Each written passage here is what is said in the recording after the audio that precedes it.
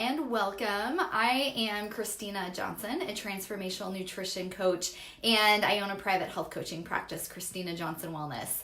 Today's video is for you if you ever wake up in the morning and feel kind of stiff and achy, or maybe you go throughout the day and you notice some aches and pains, your knee bothers you, your feet hurt, or maybe you just notice after you've been sitting for a while that when you stand back up again, it takes a minute to stand back up, or you feel really stiff, it takes a while to start moving like normally again.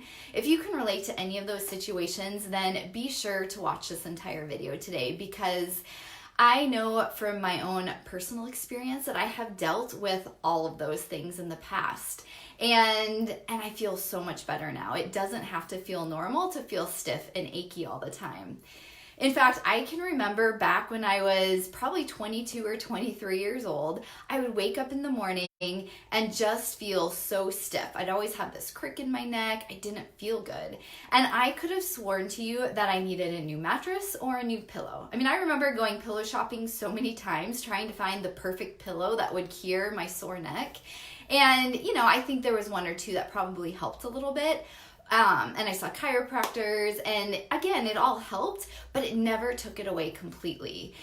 Fast forward over 15 years, and it feels weird to admit this, but I am almost 40 years old, and I feel so much better now. Those aches and pains are so rare, and when they do return, I can almost always pinpoint exactly what's causing them and what to do if I want to get rid of them. And so today, I'm excited to share with you just some insights on what might be causing your own joint pains and aches and other issues with stiffness, and then give you kind of the best direction on where to start to get rid of them yourself.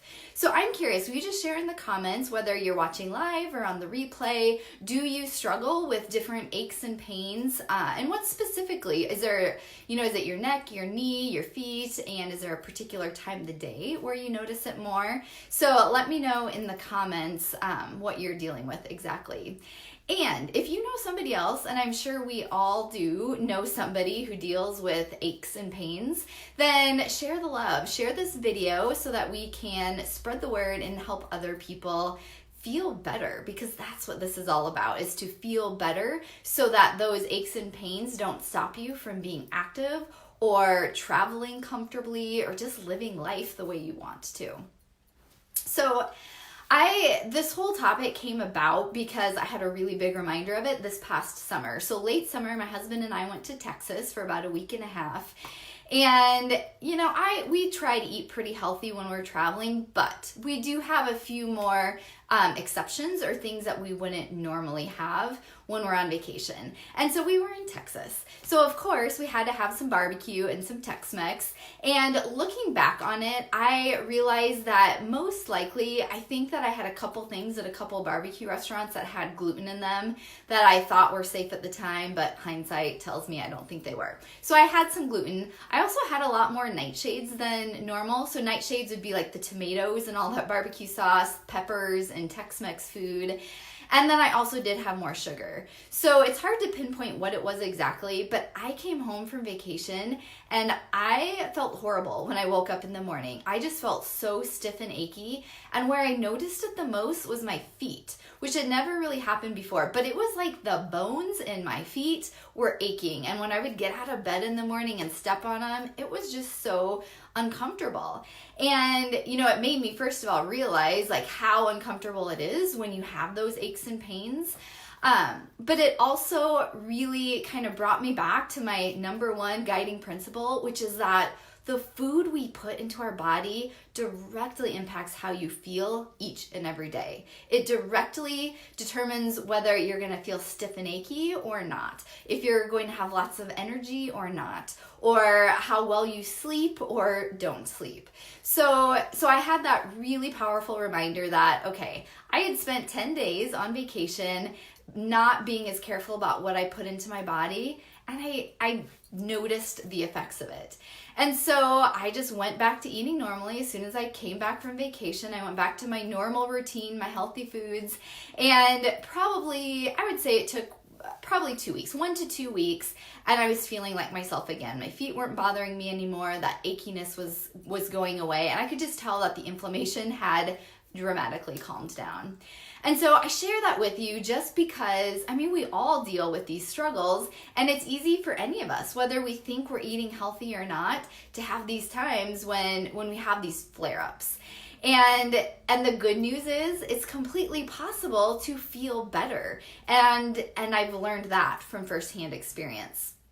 So I want to just share a few things with you about what tends to cause joint pain. And so I don't know if you've ever thought this, but a lot of people tell me like their knees hurt, their joints hurt, and they often blame it on the extra weight they carry. And to be fair, I do think that that is a contributor. I think that having extra weight is extra stress on our body and our joints, and so it contributes. However, I also think that maybe even more so, the contributor to joint pain and those aches and pains and stiffness is inflammation. So we have all this extra inflammation in our body, and it makes us not feel good. That is why, so if you think about this, while you're sleeping, inflammation tends to settle in your body. So in the morning, you kind of feel your worst oftentimes with the aches and the pains and feeling groggy or not rested. And that's because overnight, your body's had a chance to let all that inflammation settle. So I guess the question is, what are some of the biggest causes of inflammation? And literally there's so many different causes, but in regards to joint pain, what I find for a lot of people are some of those biggest triggers of inflammation are the foods that you're eating. Number one, being foods that you're sensitive to. So the biggest culprits here are often gluten. That can be very inflammatory for a lot of people who don't digest gluten well, and that can often show up as joint pain. Another huge food that can be linked to joint pain is nightshades. So tomatoes, peppers, white potatoes, eggplant. Sugar is just super inflammatory all around. We all know that. And so that can often cause inflammation and joint pain.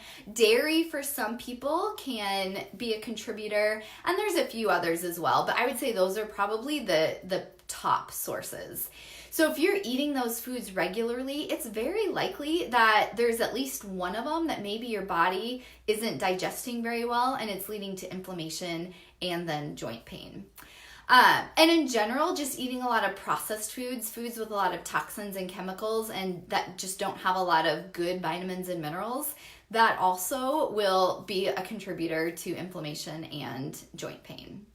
So here's how to figure out if what you're eating is bothering you. You just decide to kind of clean up what you're eating for a few weeks and see if you feel better.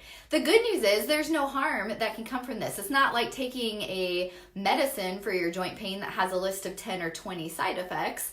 But eating healthier, I mean, it may or may not help with your joint pain, but it will also maybe help you lose a few pounds and sleep better and have more energy. So there's really no downside to trying this, and I promise you that most likely it will feel better. So here's what you do. You remove processed foods and sugar and the foods that are most likely to be a food sensitivity. So I would say the top ones again are gluten, nightshades, sugar in general, dairy, maybe soy and corn. Those are other potential ones. So you stay away from those foods completely. You eat lots of really good nutrient-rich foods. So you eat lots of good quality animal protein and vegetables, fruit, good quality fat. So good healthy food that still tastes good. It doesn't have to taste bad or not flavorful. And drink lots of water, and then just pay really close attention to how you feel. So just notice when you wake up in the morning, are you feeling even a little bit better? Is there a little bit less achiness? As you stand up after you've been sitting working for a while, can you move a little bit easier than you used to? Just pay attention for those 3 to 4 weeks and see how you feel. Most likely, I would say that most people are going to notice a positive improvement by making these changes, especially if you're eating a pretty, typical standard American diet, even a healthy version of a standard American diet. So I just wanted to share a couple examples with you because it's so amazing to me. Even after working with lots and lots of clients over the last 3 years and hearing lots of amazing success stories, I still get excited about these. So just this past Saturday, I was having a coaching call for my clean eating group program that I'm running. And one of the ladies got on the call and she was so excited to share that she's just feeling so much better. And not just feeling better, but her energy's better, her skin. She said somebody at work noticed that her skin was looking better and her joint pain had gone away. But here's the kicker. This call was only 6 days into the clean eating challenge. So in 6 days, she noticed some noticeable improvements, which is amazing to me. And again, that's what gets me excited, is how quickly we can start to feel better. Another quick story I'll share with you is another woman, one of my private clients who I was talking with just yesterday. And we've been working together, I think it's probably been about 3 weeks now, and she's cutting out the gluten, the dairy, and sugar primarily for her. And she had a lot of joint pain and knee pain, and she was blaming it on the extra weight when we first started working together. Well, she told me yesterday that joint pain is feeling a lot better, it's going away, and yes, she has lost some weight, but it's not like she's lost 10 or 20 or 30 pounds already. I mean, we're only 3 weeks in. So she really contributes it to avoiding some of those problematic inflammatory foods.